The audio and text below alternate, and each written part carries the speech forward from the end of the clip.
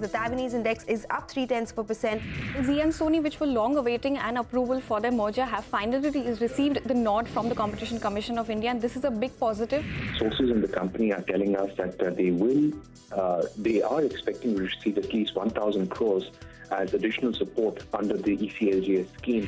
It's record high monthly sales for Class A truck orders in North America.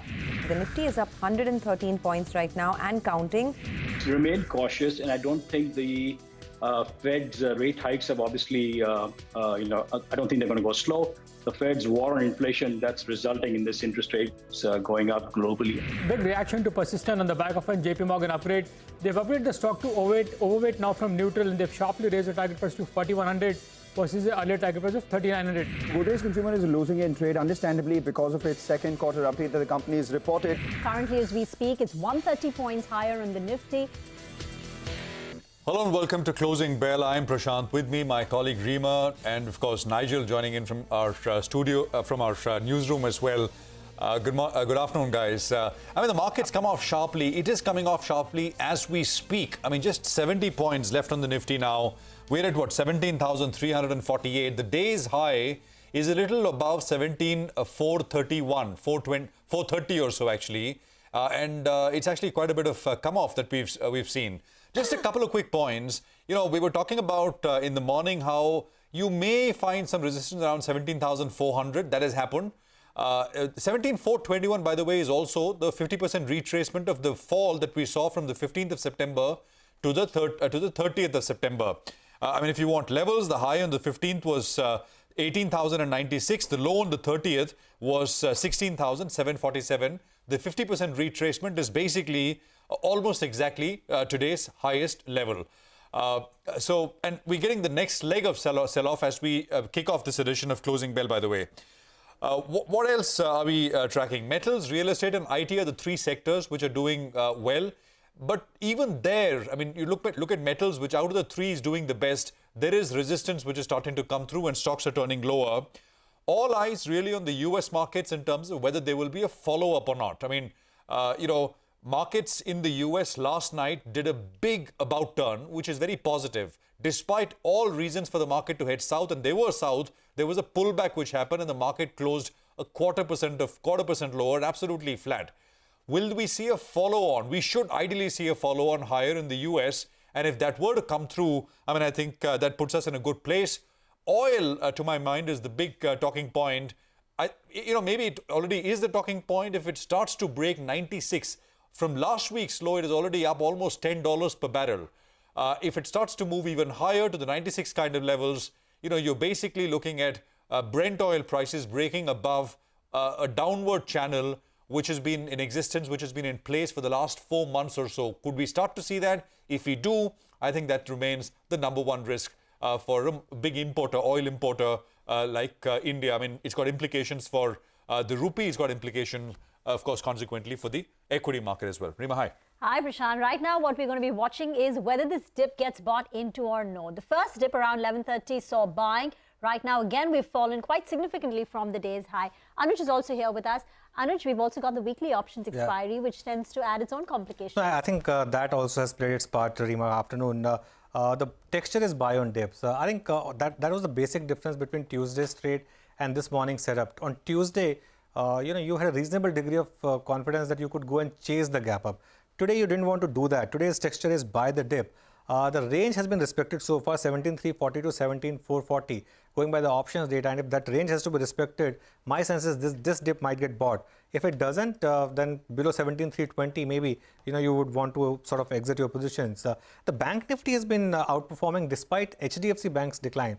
The last 1 hour decline that you're seeing is purely because of HDFC and HDFC Bank. And that happens on expiry day. Somehow these two stocks tend to impact the market. On the Bank Nifty, the level to watch is the 39,840. That's the 20-day moving average. On the Nifty, that level is 17,490. And I think Prashant mentioned crude. Also keep an eye on rupee, because a combination of higher crude and higher rupee could actually hurt us a bit. So just that's a bit of a factor that you would want to keep on your radar. What the market might do from here on is that mid-caps may take over. The Nifty has had a decent run. As long as 17,200 is holding, my sense is you might see some time between 17,200 to 17,500 on the Nifty, and in between, the market breadth may remain strong and the mid-cap index, or mid-cap stocks rather, may outperform. Well, the mid-cap index has taken over, right? This week, the mid-cap index is up 2.5% versus a 1.5% gain on the benchmark indices. I'm also going to be watching out for the FMCG stocks. So just as a representative, keep your eye on the Nifty FMCG index. And there, the outperformance has started waning. So week to date, we've got the Nifty FMCG index, which is down about 0.5%, which compares with a Nifty gain of about 1.5%.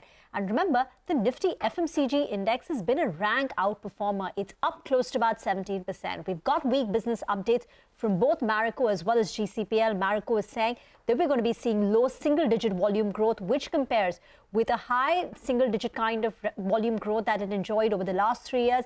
Godrej Consumer also indicated about a mid-teens decline in EBITDA due to high-cost inventory, upfront marketing investments. So there are concerns on the volume front, rural market distress, as well as on the margin front. So will this FMCG outperformance come under pressure? Will the street start questioning it? Because the Nifty FMCG index has outperformed the market by more than about 15% since the start of the year. So just watch for these particular stocks like HUL, Britannia, Tata Consumer. All of them are under pressure for the last couple of days. But Nigel is at the dealing room at CNBC-TV18. Nigel, what's the buzz like? What have you picked up?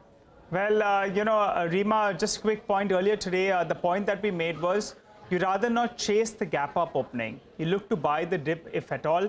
So that's something that appears to have played out. You look at the Nifty intraday chart, that'll tell you the picture. And in terms of the Nifty bank, actually, that's the one that's taken a harder knock. So clearly, we're at a very, very crucial point. The 17,300 mark on a closing basis will be eyed. The bulls will be hoping to defend that mark. Plenty to talk about in the final 60 minutes. First up, let's run you through what all we have lined up on the show for you. It's a good day of trade for the Indian markets with the Nifty above the 17,300 mark. Among the broader markets, the mid and the small caps, the clear outperformers of the day. Autos, IT, metals, and realty stocks shine in trade. The Z Entertainment stock gains after the Competition Commission gives in its assent to its modified merger proposal with Sony. Excerpts see that the deal offering significant synergies and the stock value. A detailed analysis coming up on the show. And JP Morgan ups their call on Persistent Systems to an overweight rating. We get to details and the rationale behind this in our special segment, Standard Brokerages.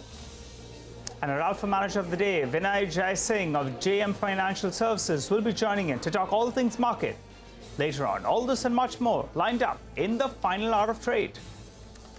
All right, it's a packed show as always. Well, how should you position yourself in the last hour of trade? The market's got 60 points now, so it's almost a complete giveaway so far. Rahul Mohinder of VeraTechIndia.com is joining us. Rahul, good to have you with us here.